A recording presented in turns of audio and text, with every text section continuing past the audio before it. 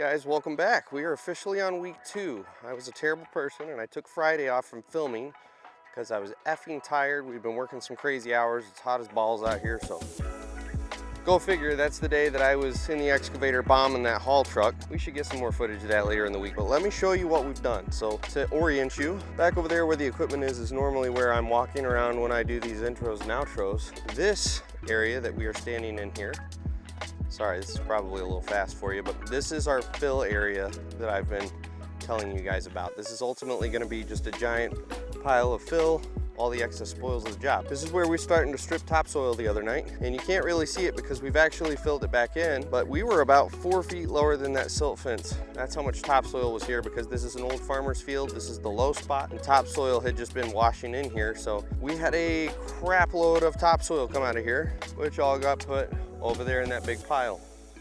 So we worked on that pretty much all day Friday, and then Carson and some of his buddies came in on Saturday and finished that out. And what that allowed us to do was prep for today, which we have a second haul truck coming. So we should have, and I don't know, I'm gonna assume he's gonna be there around noon or 2 like the last one showed up. So that will give us 2 haul trucks running. So we will drop back. When we were kind of done-ish with the topsoil on Friday, we dropped back towards the back of the sub there and continued cutting subgrade for the road. We didn't get that far because we ended up having a hydraulic leak on the excavator and we had to shut her down. Saturday they put more hydraulic fluid in it. Turns out it was a valve that was kind of popped out and it was leaking for the pilot controls, actually for the pattern switcher, believe it or not. So we went back there, cut a little bit of grade. Today we're gonna go back and continue doing that. Now we have this whole area behind me that we can fill. We're gonna fill some spots along the road here that are low and kind of get that grade tuned in. And then really when that second haul truck comes in, the goal will be to move up front and really start hitting those retention ponds. But just to kind of keep the job all flowing in one direction, I will probably continue to cut road grade today until it's totally done. That way we're not bouncing. And that's enough that we can keep both of those haul trucks busy cutting road grade as well. So the key now with 2 haul trucks is keep them moving. We can't have those trucks sitting. It's like, you know, 150 bucks an hour per truck to have those things moving on the site with the operator in them. So again, if you haven't watched my Down and Dirty on how to think like a dirt guy, go watch that real quick and click up there. But trying to think along those terms of what's going to be most efficient, most effective, and not cost us money, we have to keep those haul trucks moving, and we can do that cutting road grade, and then we'll drop back and hit those retention ponds. So that's the plan. So with that being said, I believe we'll see what happens. We'll see what Colton wants to do, but I believe we're going to get some seat time in that D6K2 with the GPS in it, in which case not only will I be talking about it in my vlog here, but I'm going to do a couple down and dirties on my main channel on how to use GPS in a dozer. So look forward to those coming. So anyway, as always, we'll catch you guys in the machine.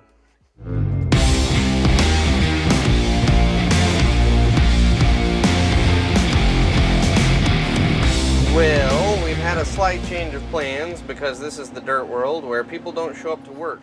Our off-road driver, that if you may recall is on rent technically from another company, didn't show up. They don't have anyone else to send out here, so we have no haul truck right now. So I'm back in the hoe because I'm the quickest digger out here, and I'm bailing material off to the side because this little boulevard that runs along the street, we've got some fill areas a little further down, so we're gonna start filling those just by pushing with the dozer to buy us some time. Colton is getting a hold of Carson to see if they can pull one of the guys from their landscape crew and send over here to run the off-road truck, because that's something you can kind of jump into and we can coach them and we can at least get some production. But this is what it's like running a dirt job. You know, as Michael Scott says, you act, react, adapt, and I don't remember how the whole phrase goes, but that's where we are, back in the hoe. But I do promise, guys, at some point here we will get in that GPS dozer and we'll kind of go over some controls, and I'll walk you guys kind of through the process of running the GPS dozer and how you think and how you use that tool and be effective.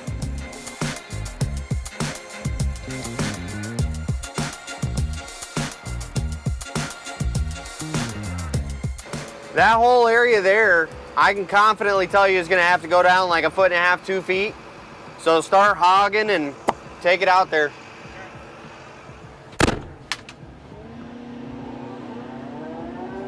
And how do I know that, you ask? Well, because the subgrade is 3 feet below finish grade of the road, and that bank over there is closer to like 4.5 or 5 feet. So it's got to go down a fair amount. So Colton will get up here with the GPS at some point and kind of just confirm that, but I know he can confidently take a foot to 1.5 feet off of that.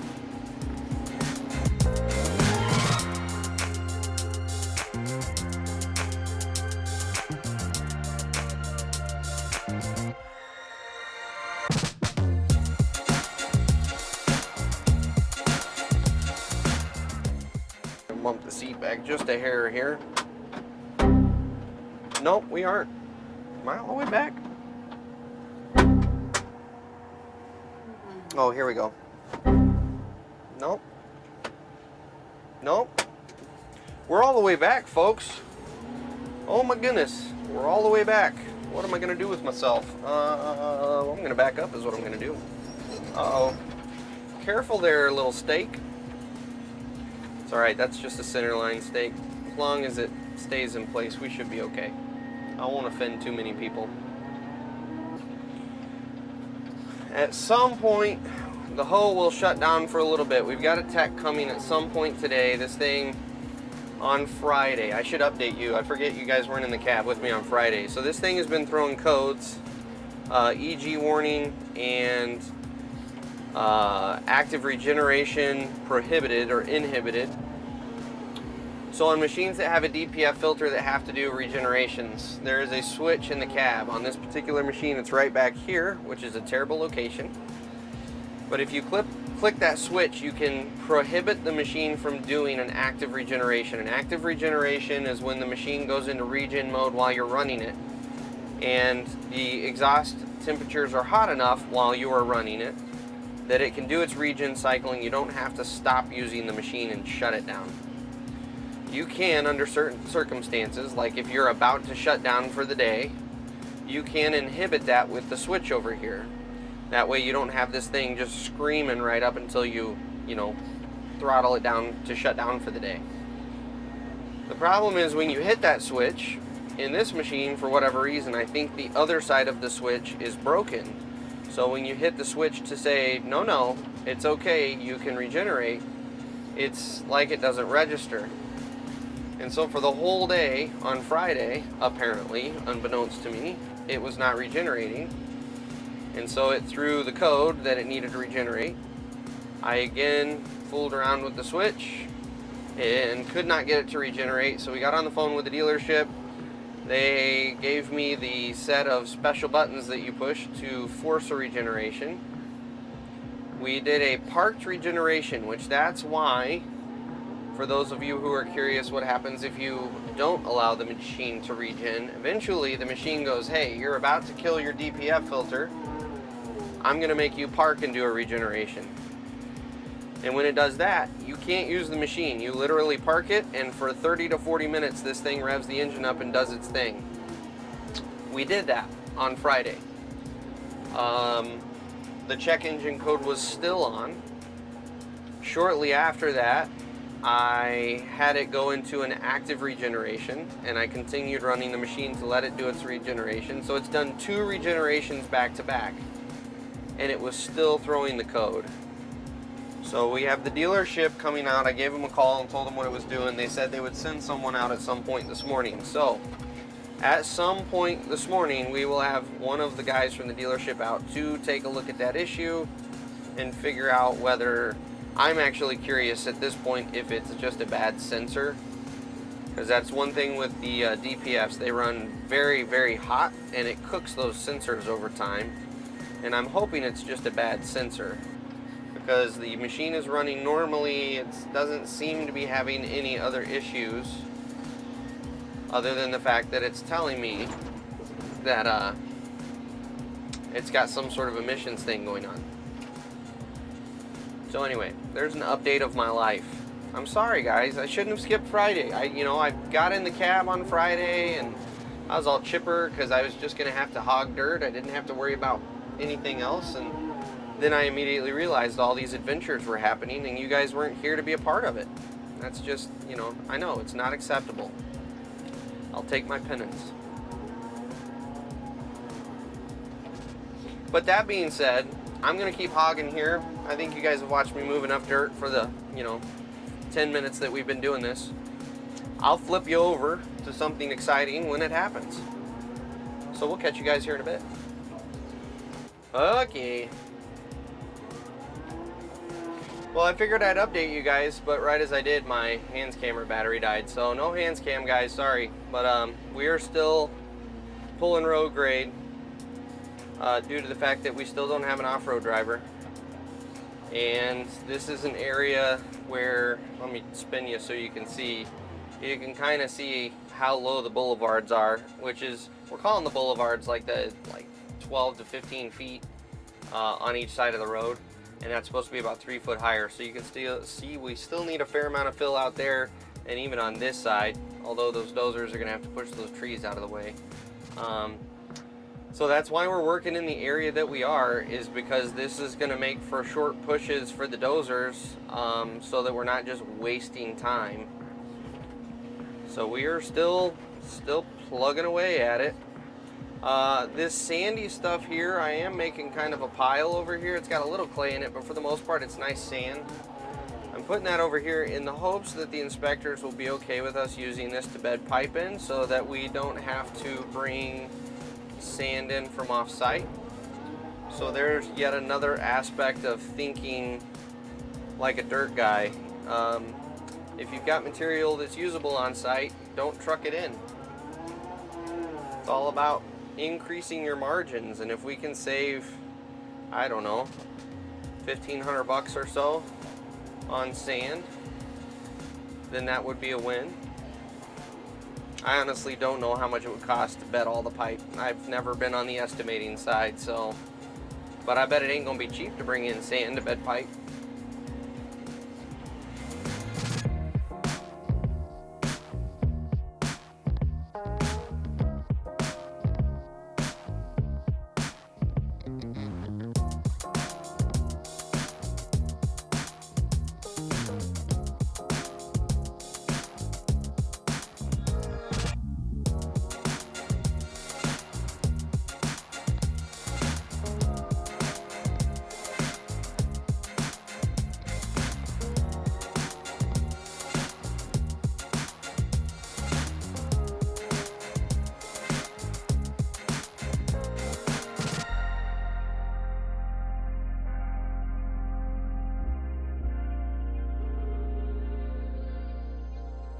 Yeah, screen because I'm getting close to grade and I don't want to undercut.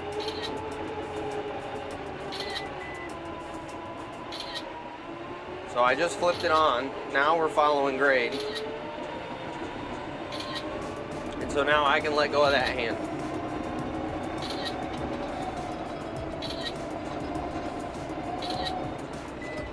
And now I flipped it off. That beeping is, it's the GPS engage, disengage, but then also if I get too far out of the parameters, it beeps at me. Or if while the GPS is engaged, you can kind of flick your blade to give yourself a little traction, and it'll beep at you when you do that too. So another thing where you've still got to have an operator that knows what's going on with GPS. And here's a prime example of why automatics will not just take over the work source.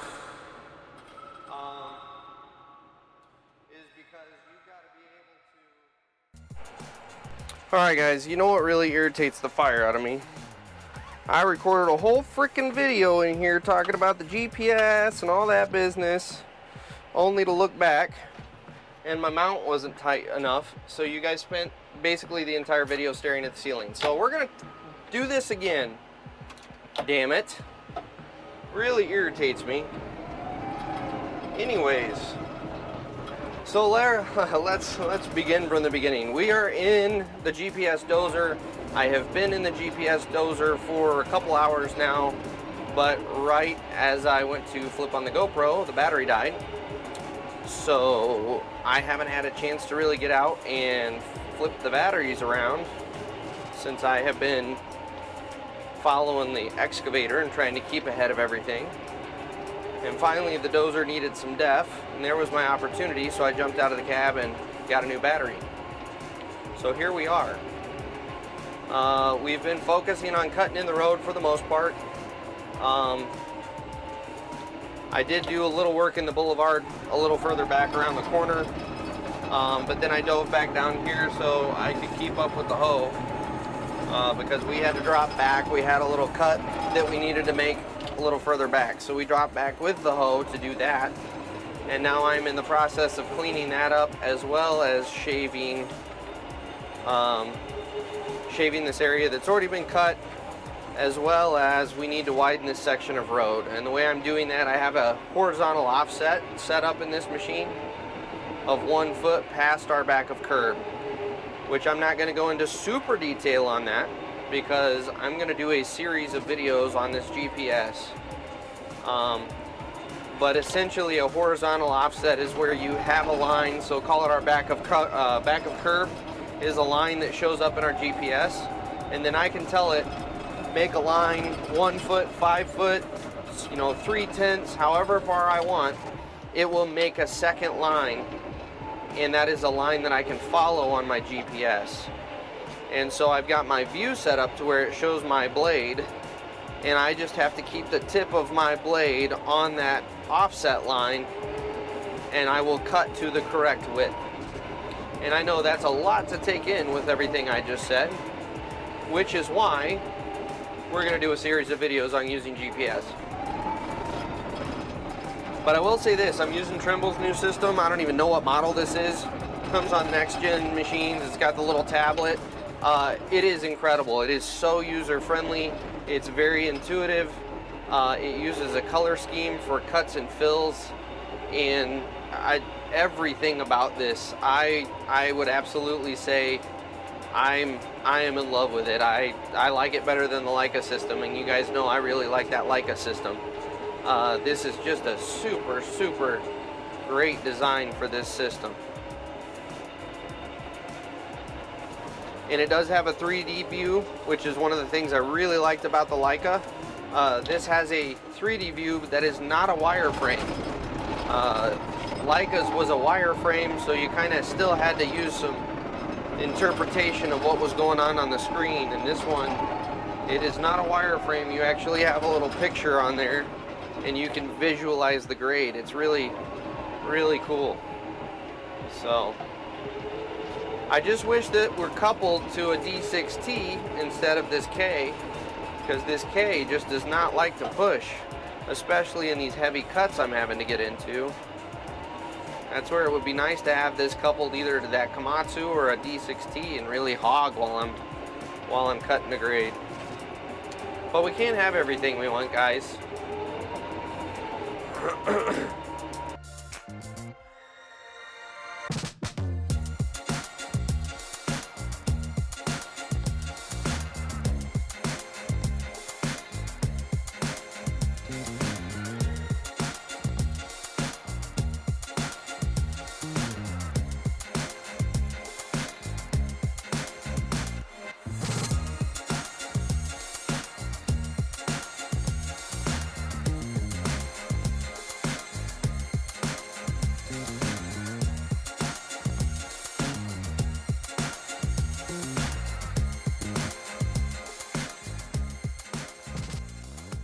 So using GPS is very different than normal dozing. You have to kind of go about things a little differently. You've also got to be able to, I spend more time looking at the screen than I do looking out ahead of me when I'm dozing with GPS.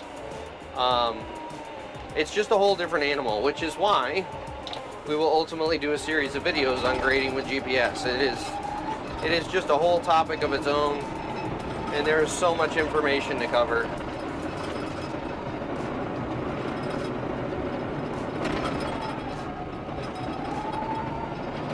But I promise you guys, I will get you educated on it.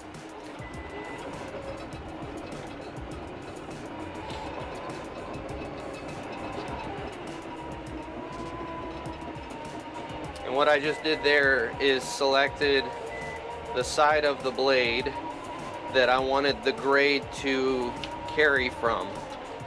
So when you're working in the crown of the road, as soon as half of your blade width goes over that crown, unless you specifically tell the machine, it will flop your blade the other way, and I don't want it to do that because I'm cutting this side. But I need to bump over so I can get my grade. So that's why you select your different blade tips. Again, we'll get into it on the videos.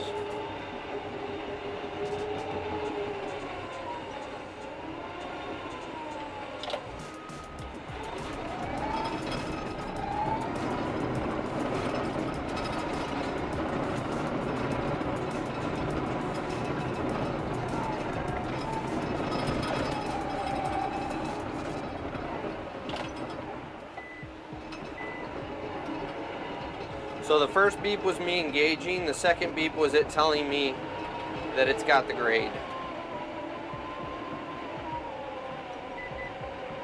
And that beep is saying, hey, I'm struggling to stay on grade.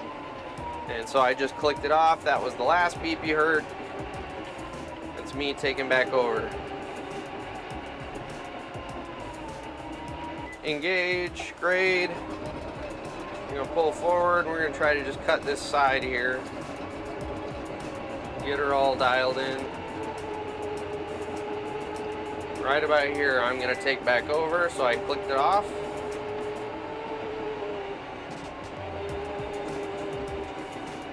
And the reason I did that is so I could turn and not knock out that center line stake. And with it diving and cutting as hard as it was, I wasn't gonna be able to turn. Now I'll go clean this pass up, get it a little closer, and then we'll start dialing it in.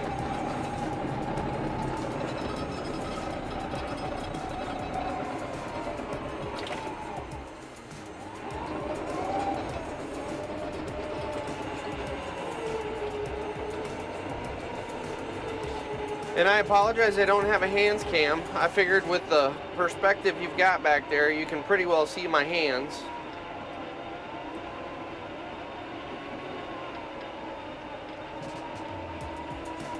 And there's not really a good spot for a hands cam in this one.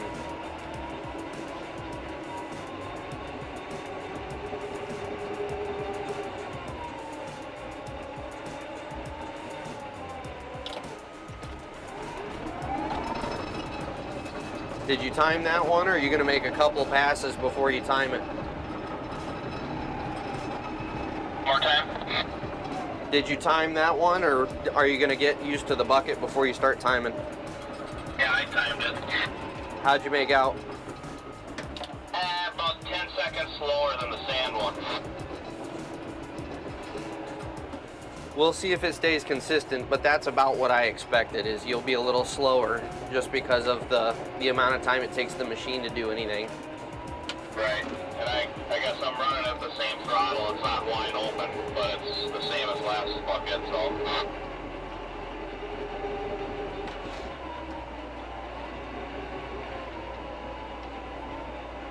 Push, baby, push. You got this. All right, guys, I'm gonna keep dozing. I'm gonna save a little GoPro battery, and maybe here in a little bit, depending on the time and how far we get, I may. All right, guys, end of another long day. We're starting Monday with a bang. So it's like 7:15, 7:20. So it was a full, long day. We moved a lot of dirt. We could have moved a little more, I think. But it's all right, we're getting her done. We're getting her done.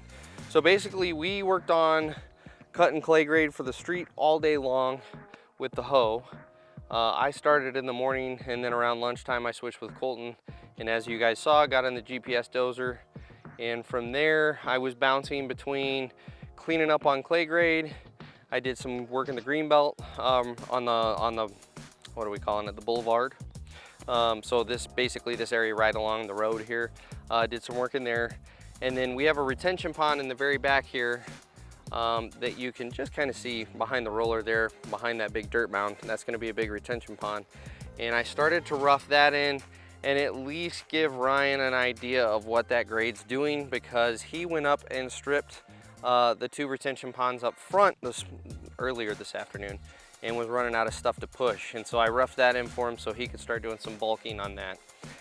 So that was kind of the day. We're maybe 200 or 300 feet short of being done with clay grade on the road. So we should finish that out. I'm hoping in a couple hours tomorrow morning, and then we'll move up to this retention pond here in the back, and I'm hoping we should have that wrapped up by around 1 or 2, and then we will move down to the retention ponds in the front, and I'm hoping between what we can do tomorrow and the following day, I'm hoping we can pretty much get those pretty close to being knocked out, which would set us up great for doing pipe either Wednesday or at the latest Thursday. Maybe that's being hopeful. We'll see. Tomorrow we're supposed to get a second haul truck, can't talk, second haul truck, which should drastically speed things up on the dirt moving, because we spent a lot of day waiting for the hoe, or I should say waiting for the truck, so the hoe was just sitting. So yeah, productive day. But it's also 7 o'clock, so I'm sorry yet again, guys. As much as I love you, we're doing drone footage in the morning, so you guys enjoy tomorrow's drone footage tonight. We'll see you tomorrow.